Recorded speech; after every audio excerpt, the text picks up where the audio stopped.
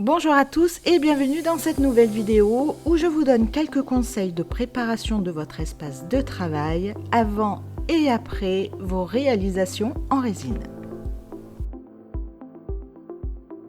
Premier conseil, protégez votre espace de travail avec une nappe transparente en plastique. La résine n'adhère pas au plastique. Il est donc très facile de la nettoyer et de la réutiliser.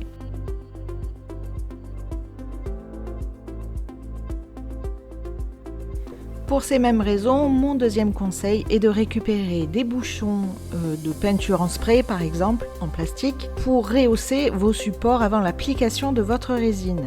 La résine se décolle très facilement, plus besoin de jeter ces gobelets en plastique ou en carton. Vous pouvez les conserver et les réutiliser. Troisième conseil, humidifiez votre pièce. L'humidité va fixer au sol les poussières et éviter qu'elles ne se déposent sur votre tableau. Ici, j'utilise un mini brumisateur et j'ai vraiment vu la différence. Quatrième conseil, préférez des récipients en plastique pas trop rigides pour préparer et couler votre résine. Laissez durcir votre résine pour la décoller sans eau, sans sopalin, sans acétone. J'ai dû jeter beaucoup de gobelets en plastique ou en carton avant d'investir dans ce type de matériel.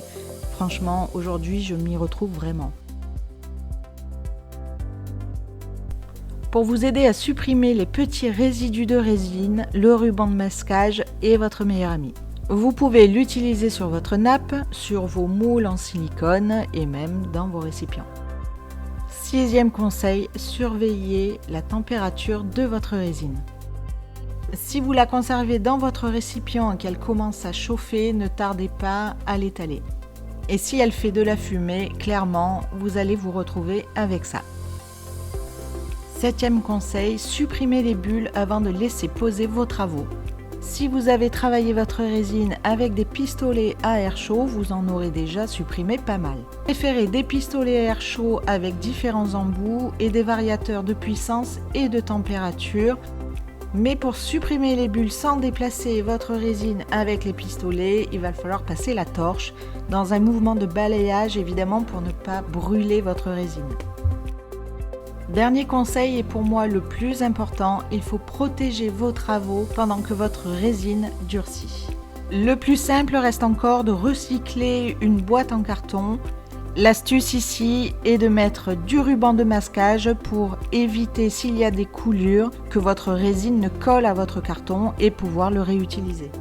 Pour ça, préférez un ruban de masquage plastifié. Il faut éviter dans ce cas précis le ruban de masquage blanc qui va accrocher votre résine. Voilà pour ces quelques trucs et astuces concernant la préparation de votre espace de travail. Dites-moi en commentaire si ça vous semble utile et un pouce bleu si vous aimez cette vidéo. Je vous dis à très bientôt et restez créatifs.